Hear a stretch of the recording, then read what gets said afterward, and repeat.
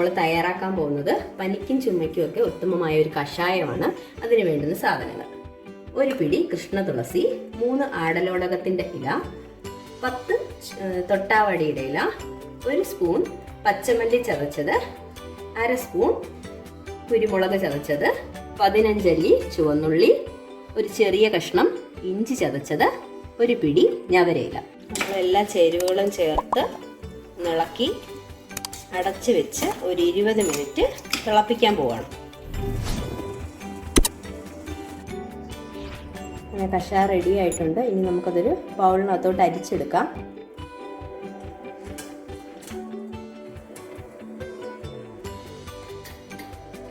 നമ്മൾ കഷായം അരിച്ചൊരു ഗ്ലാസ് ജാറിനകത്തോട്ട് മാറ്റിയിട്ടുണ്ട്. ഇനി ഒരു ഗ്ലാസ്സിലോട്ട് ഒഴിക്കാം.